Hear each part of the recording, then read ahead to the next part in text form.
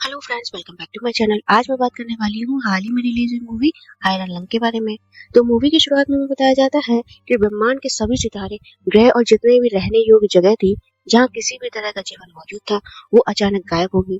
जो लोग बच गए थे वो केवल स्पेस स्टेशन और स्टारशिप में मौजूद थे, जिन्हें असल में पृथ्वी से स्पेस एक्सप्लोरेशन के लिए भेजा गया था। ब्रह्मांड के साथ जो ये रहस्यमय घटनाएं हुई थी, उसे उन्होंने द क्वाइट रैप्चर नाम दिया। अब उनके पास रहने के लिए कोई जगह नहीं बची थी, सिर्फ एक चांद बचा था जिसका नाम MJ85 था। पता नहीं क्यों, लेकिन ये चांद उस घटना से प्रभावित नहीं हुआ था। हालांकि इस पर रहना भी संभव नहीं था, क्योंकि यह उनके लिए किसी काम का नहीं था। धीरे धीरे बचे हुए सर्वाइवल्स के लिए भी संसाधन कम पड़ने लगे। लोगों की संख्या बहुत ज्यादा थी, इसीलिए उन्हें नए संसाधनों की तलाश में उसी चांद पर जाना पड़ा। वहां उन्हें पता चला कि उस चांद के चारों ओर अलग अलग हिस्से में बेहद खतरनाक रेड ओशन मौजूद थे। उन्हें विश्वास था कि इस महासागरों के अंदर कुछ ऐसा मिल सकता है जिसकी मदद से वो भोजन को सिंथेसाइज कर सके। इसके बाद हमारी मुलाकात साइमन नाम के एक कैदी से होती है, जिसे कंसोलिडेशन ऑफ आयरन COI नाम की संस्था ने कैद कर रखा था। साइमन ने कोई गंभीर अपराध किया था। COI एक ऐसी संस्था है जो बचे हुए लोगों की सुरक्षा करती है और उनके लिए नए संसाधन खोजने का काम भी करती है। चूंकि उनके संसाधन अब खत्म होने वाले थे, इसीलिए उन्होंने साइमन को ब्लड ऑपरेशन के अंदर एक खतरनाक एक्सपीडिशन पर भेजने का फैसला किया। कमांडर उसे बताता है कि वह इस महासागर में जाने वाला पहला इंसान होगा। जिस सबमरीन में साइमन बैठा था, उसका निकनेम द आयरन लंग रखा गया, जो इस मूवी का नाम भी है। असल में आयरन लंग एक एयर टाइट मेटल चैम्बर का भी नाम है, जिसका इस्तेमाल उन मरीजों के लिए किया जाता था जिन्हें सांस लेने में दिक्कत होती थी।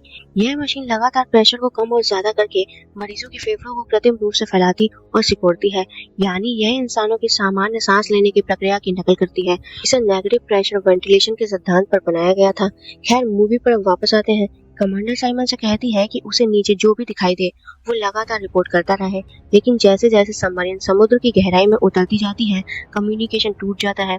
इसी बीच अत्यधिक दबाव की वजह से सबमरीन में लीकेज शुरू हो जाती है और ब्लड ओशन का पानी अंदर आने लगता है। मुसीबत तब और बढ़ जाती है जब ऑक्सीजन भी धीरे धीरे खत्म होने लगती है। ऐसे में साइमन जल्दी जल्दी बाहर की तस्वीरें खींचकर कमांडर को भेजता है। बाहर का पूरा माहौल लाल दिखाई दे रहा था, इसीलिए तस्वीरें किसी एक्सरे जैसी लग रही थी। कोऑर्डिनेशन देखकर साइमन को पता चलता है कि वह उस जगह में काफी दूर पहुंच चुका है जहां उसे एक्सप्लोर करना था। तभी तस्वीरों में उसे एक बहुत बड़ा कंकाल दिखाई देता है। उसी समय कोई रहस्यमयी चीज बाहर से सबमरीन पर जोरदार टक्कर मारने लगती है। भीषण गर्मी की वजह से सबमरीन के अंदर भाप बनने लगती है, जिससे पाइपर पर पानी जम जाता है। साइमन तुरंत आयरन लंग को स्टार्ट करके वहां से निकलने की कोशिश करता है, लेकिन तभी उसे पता चलता है कि सबमरीन पूरी तरह लीक कर रही है। अचानक कम्युनिकेशन दोबारा शुरू हो जाता है। साइमन कमांडर को बताता है कि उसे नीचे किसी जिंदा चीज को देखता है और वहाँ एक विशाल कंकाल भी मौजूद है। इसके साथ ही वह खींची गई सारी तस्वीरें कमांडर को भेज देता है। तस्वीरें देखने के बाद कमांडर हैरान रह जाती है और सुरक्षा के लिए आयरन लंग को वापस सतह पर खींच लिया जाता है। साइमन और कमांडर के बीच पहले से एक समझौता हुआ था कि अगर साइमन नीचे जाकर एक्सप्लोर करेगा और तस्वीरें लेकर आएगा तो बदले में उसे आजाद कर दिया जाएगा। लेकिन अब कमांडर अपनी बात से मुकर जाती है और साइमन को दोबारा नीचे जाकर उस विशाल कंकाल का सैंपल लाने का आदेश देती है। ये सुनकर साइमन बेहद गुस्से में आ जाता है और साथ ही बुरी तरह डर भी जाता है। उसका मानना था कि समुद्र की इतनी गहराई में आखिर कोई जीवित चीज कैसे हो सकती है। अब समस्या ये थी कि वह कंकाल खून के सागर की गहराई में पड़ा हुआ था कि सबमरीन अंदर और बाहर दोनों तरफ से पूरी तरह बेल्ट की हुई थी। इसीलिए कमांडर साइमन को एक नई योजना बताती है। वो कहती है कि सबमरीन के आगे एक बड़ा मैकेनिकल पंजा फिट किया जाएगा। फिर साइमन को पूरी रफ्तार से सबमरीन उस विशाल कंकाल से टकरानी होगी ताकि वे पंजा कंकाल को पकड़ ले। इसके बाद वो पूरी सबमरीन को ऊपर खींच लेंगे और उसका मिशन पूरा हो जाएगा।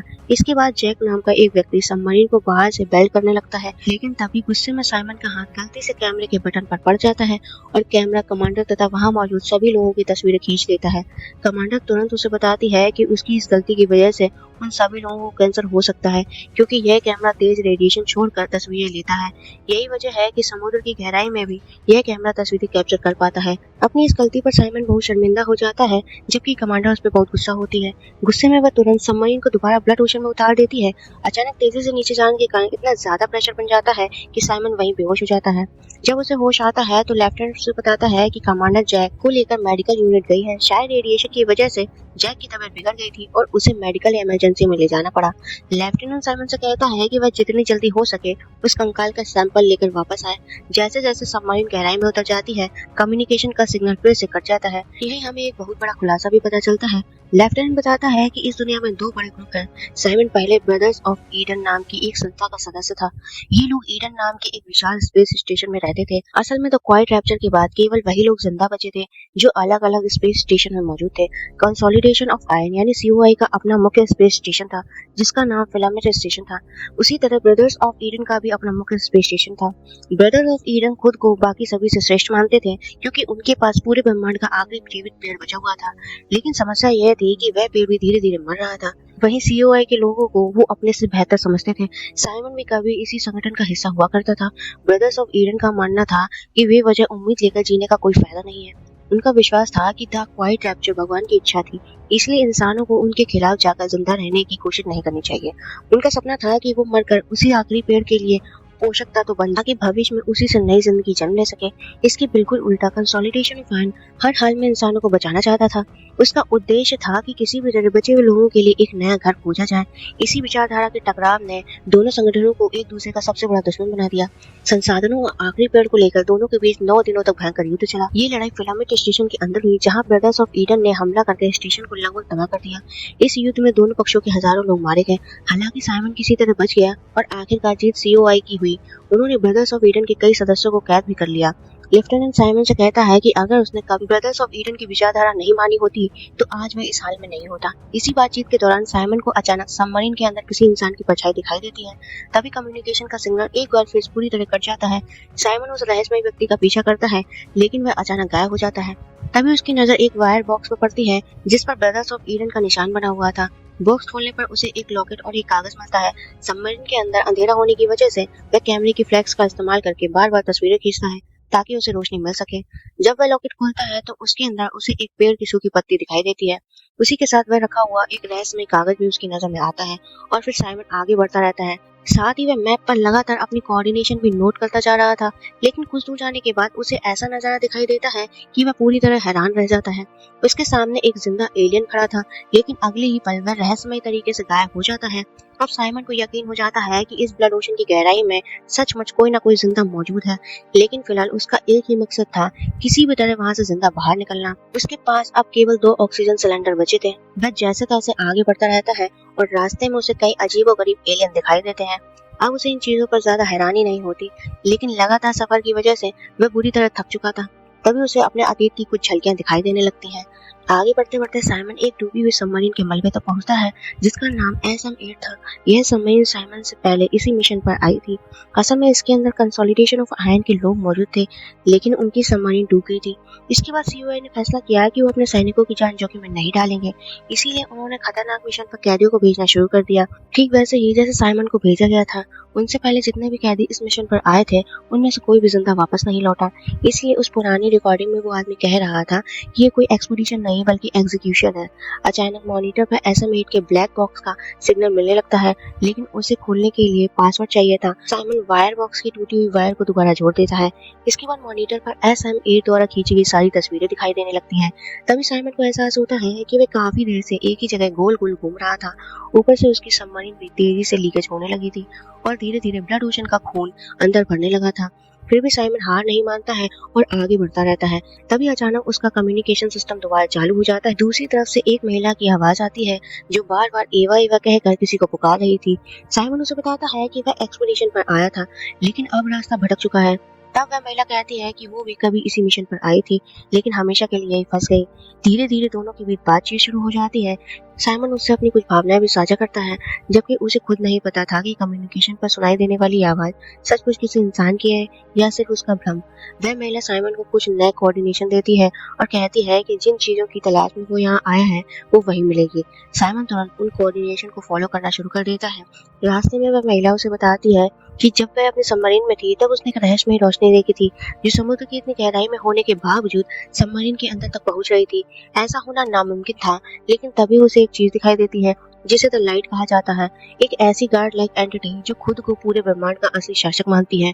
उसका दावा था कि वह हमेशा से इस ब्रह्मांड पर राज करती आई है, वही आज भी कर रही है और हमेशा करती रहेगी। इतना ही नहीं, उस महिला के मुताबिक तो क्वाइट रैप्चर के पीछे भी उसी द लाइट का हाथ था, यानी पूरे ब्रह्मांड का विनाश उसी ने किया था। ये बात सुनकर साइमन पूरी तरह शॉक्ड रह जाता है, क्योंकि आज तक उसे ये नहीं पता था कि आखिर द क्वाइट रैप्चर हुआ कैसे था। लेकिन जब उस महिला को पता चला कि साइमन पहले द ब्रदर्स ऑफ ईडन का सदस्य था और उसी संगठन ने फिलामेंटस स्टेशन पर हमला किया था, तो वह गुस्से में कहती है कि साइमन यहीं फंसे रहने के लायक है और उसके जैसे सभी लोग यही सजा डिजर्व करते हैं। हालांकि हम जानते हैं कि साइमन खुद ये सब नहीं चाहता था, वह सिर्फ अपने संगठन के आदेश का पालन कर रहा था। खैर, कुछ देर बाद साइमन उन कोऑर्डिनेशन तक पहुंच जाता है। वहां उसे वही रहस्यमयी द लाइट दिखाई देती है, जिसकी चमक उसकी सबमरीन के अंदर तक फैल जाती है। अचानक समय जैसे धीमा पड़ जाता है। अगले ही पल साइमन खुद को ब्लड ओशन के बाहर खड़ा पाता है और उसके सामने द लाइट मौजूद थी, एक विशाल इंटरडायमेंशन आंख जैसे दिखने वाली गार्ड लाइक एंटिटी। वह गहरी और डरावनी आवाज में साइमन को पुच्चर कहकर बुलाती है, लेकिन अगले ही पल साइमन फिर से अपनी सबमरीन के अंदर लौट आता है। वह लगातार खून की उल्टियां कर रहा था। तभी उसकी नजर कंट्रोल पैनल के पास खड़े एक विकृत इंसान पर पड़ती है। घबराकर साइमन उस पर हमला करता है, लेकिन वहां कोई नहीं होता। अब उसे समझ आने लगा है कि उसका दिमाग उसके साथ खेल खेल रहा है। उसे लगातार भयानक हेलुसिनेशन हो रहे थे और शायद ये सब उसी रहस्यमयी गार्ड लाइक एंटिटी का असर था। साइमन पूरी तरह टूट चुका था। उसे समझ ही नहीं आ रहा था कि उसके साथ में आखिर हो क्या रहा है। तभी अचानक कम्युनिकेशन सिस्टम पर कमांडर की आवाज सुनाई देती है, लेकिन अब साइमन को इस बात का भी यकीन नहीं था कि वह सचमुच कमांडर से बात कर रहा है या फिर ये भी उसका हेलुसिनेशन है। इस बात की पुष्टि करने के लिए साइमन कमांडर से कुछ सवाल पूछता है और कमांडर उसे सही जवाब देती है। लेकिन जब साइमन उससे अपना नाम पूछता है तो कमांडर उसका नाम नहीं बता पाती। ये बिल्कुल स्वाभाविक था, क्योंकि उसने कभी साइमन से उसका नाम पूछा ही नहीं था। इसके बाद साइमन कहता है कि वह वापस ऊपर सतह पर आना चाहता है, लेकिन कमांडर उसे बताती है कि उसके पास में सिर्फ एक ही ऑक्सीजन सिलेंडर बचा हुआ है और इतने ऑक्सीजन में वह सुरक्षित ऊपर नहीं आ सकता। साथ ही वह ये भी कहती है कि वह उसे लेने के लिए अपने किसी भी सैनिक को इतनी गहराई में नहीं भेज सकती। ये सुनकर साइमन पूरी तरह टूट जाता है। उसे एहसास हो जाता है कि शायद अब वो जिंदा कभी वापस नहीं जा पाएगा। लेकिन तभी साइमन कमांडर को SM-8 सबमरीन के बारे में बताता है और कहता है कि उसने उसके ब्लैक बॉक्स का डेटा देखा है। पहले तो कमांडर उसकी बातों पर यकीन नहीं करती है, लेकिन जब साइमन उसे पूरी बात डिटेल में बताता है तो वह उसे नई डील ऑफर करती है। वो कहती है अगर साइमन SM-8 जाकर उसके ब्लैक बॉक्स का डेटा डाउनलोड करके ले आएगा तो वह उसे खुद नीचे लेने आएगी, लेकिन इसके लिए साइमन को सिर्फ 30 मिनट के अंदर तय किए गए पिकअप पॉइंट तक पहुंचना होगा। इसके बाद कमांडर पहली बार उसको अपना नाम बताती है। उसका नाम एवा था। तभी साइमन को एहसास होता है कि पहले कम्युनिकेशन पर जिस महिला की आवाज बार बार एवा को पुकार रही थी, वो उसी के बारे में बात कर रही थी। एवा साइमन को SM-8 का यूजर नेम और पासवर्ड भी देती है ताकि वह ब्लैक बॉक्स का डेटा एक्सेस कर सके। साइमन दोबारा SM-8 की तरफ बढ़ने लगता है, लेकिन अब उसके दिमाग में अजीब अजीब आवाजें गूंजने लगी थी। दूसरी तरफ उसकी सबमरीन में ब्लड ओशन का खून भी लगातार बढ़ता जा रहा था। वह खून किसी साधारण तरल की तरह नहीं, बल्कि किसी जिंदा जीव की तरह व्यवहार कर रहा था। काफी मुश्किलों के बाद साइमन SM-8 तक पहुंच जाता है और उसका ब्लैक बॉक्स का डेटा डाउनलोड कर लेता है। तभी उसे एक पुरानी रिकॉर्डिंग सुनाई देती है। रिकॉर्डिंग में वो महिला बोल रही थी जिसकी आवाज पहले कम्युनिकेशन पर सुनाई दी थी। वो कहती है कि वो SM-8 की पहले कैप्टन थी और एक एक्सपीडिशन के दौरान यहाँ फंस गई थी। वो कहती है कि अब उसे समय का कोई अंदाजा नहीं रहता और उसकी याददाश्त भी धीरे धीरे खत्म होती जा रही है। अपनी रिकॉर्डिंग में वह एक चौंकाने वाली बात का खुलासा भी करती है। उसके मुताबिक जिस हिस्से में द लाइट रहती है वहाँ का पूरा ब्लड ओशन असल में इंसानी खून से बना हुआ है। उसने ये भी खोज लिया था कि इसी खून की मदद से भोजन तैयार किया जा सकता है, लेकिन वो साफ चेतावनी देती है कि ऐसा कभी नहीं करना चाहिए। वो बताती है कि खून की कमी के कारण उनकी टीम के कुछ लोगों ने उस खून को पीना शुरू कर दिया था और उसके बाद में उनके साथ में कुछ भयानक होना शुरू हो गया। साथ ही द लाइट किसी भी इंसान को वहां आने नहीं देना चाहती। सीधी सी बात थी कि वो गार्ड लाइक एंटिटी इंसानों की समझ और ताकत से कहीं ज्यादा शक्तिशाली थी। इतना कहने के बाद उस महिला की हालत अचानक बिगड़ने लगती है और रिकॉर्डिंग वहीं पे खत्म हो जाती है। मुझे लगता है कि साइमन को रास्ते में जो भी अजीब एलियन दिखाई दे रहे थे वो असल में वही इंसान थे जो इस ब्लड ओशन का खून पीने के बाद म्यूटेट हो चुके थे। खैर, साइमन जल्दी से अपनी सबमरीन स्टार्ट करता है और पिकअप पॉइंट की तरफ बढ़ने लगता है, लेकिन रास्ते में वो देखता है कि पूरी सबमरीन के अंदर ब्लड ओशन का खून भर चुका है। इतना ही नहीं, वह खून उसकी बॉडी पर भी असर डालने लगा था।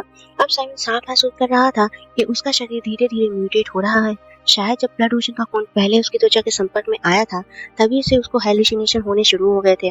उसी समय कम्युनिकेशन पर एवा की आवाज फिर से सुनाई देती है। वह साइमन से कहती है कि सबसे पहले इंजन रूम से ब्लैक बॉक्स को निकाल ले, क्योंकि इस मिशन की सफलता के लिए वो सबसे ज्यादा जरूरी है। लेकिन तभी साइमन को पता चलता है कि एवा उसे बचाने के लिए सचमुच नीचे आई थी।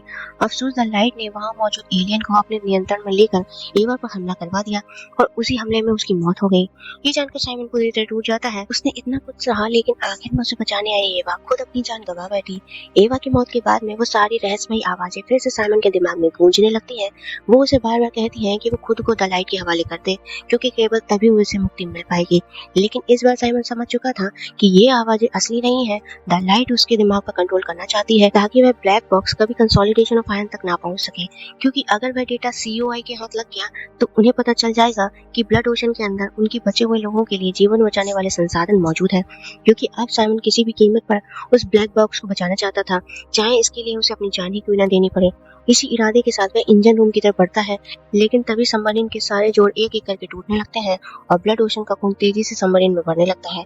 फिर भी साइमन किसी तरह इंजन रूम की तरफ पहुंच जाता है और ब्लैक बॉक्स को निकालने में कामयाब हो जाता है। साइमन ब्लैक बॉक्स लेकर इंजन रूम की तरफ निकल जाता है, लेकिन द लाइट उसे रोकने की पूरी कोशिश करती है। पाइपों पर फैले हुए खून को कंट्रोल करके साइमन को उन्हीं पाइपों से जकड़ लेती है। इससे साफ पता चलता है कि द लाइट के पास में बेहद खतरनाक और अलौकिक शक्तियां थी, लेकिन साइमन हार मानने वालों में से नहीं था। अपनी जबरदस्त विल पावर के दम पर वह खुद को आजाद कर लेता है। हालांकि इस संघर्ष में उसका एक हाथ शरीर से अलग हो जाता है, लेकिन फिर भी वह ब्लैक बॉक्स को उस लाइफ जैकेट से मजबूती से बांध देता है जो उसे पहले सीक्रेट कंपार्टमेंट में मिली थी। अब धीरे धीरे पूरी सबमरीन ब्लड ओशन के खून से भर जाती है। आखिर में अचानक एक विशाल मछली जैसे दिखने वाला मॉन्स्टर वहां पहुंच जाता है और पूरी सबमरीन को साइमन समेत अपने विशाल जबड़ों में दबाकर गहराई में ले जाता है। लेकिन यहीं पर मूवी बहुत बड़ा ट्विस्ट देती है। याद होगा कि साइमन के पास पहले एक लॉकेट था, उसके अंदर एक बीज रखा हुआ था। दूसरी तरफ ब्लड ओशन का खून लगातार उसके शरीर को म्यूटेट कर रहा था। शुरुआत में ब्रदर्स ऑफ ईडन का मानना था कि उसका आखिरी पेड़ मर रहा है, लेकिन अगर उसे सही न्यूट्रिशन मिल जाए तो उससे दोबारा नई जिंदगी जन्म ले सकती है। और आखिर में बिल्कुल यही होता है। ब्लड ओशन में मौजूद रहस्यमय तत्वों की वजह से साइमन पूरी तरह म्यूटेट हो जाता है और उसी बीज के साथ में मर्ज हो जाता है। परिणाम स्वरूप वह खुद एक नए पेड़ में बदल जाता है। यही पेड़ इस दुनिया की आखिरी उम्मीद बन जाता है। इसके बाद वही विशाल पेड़ उस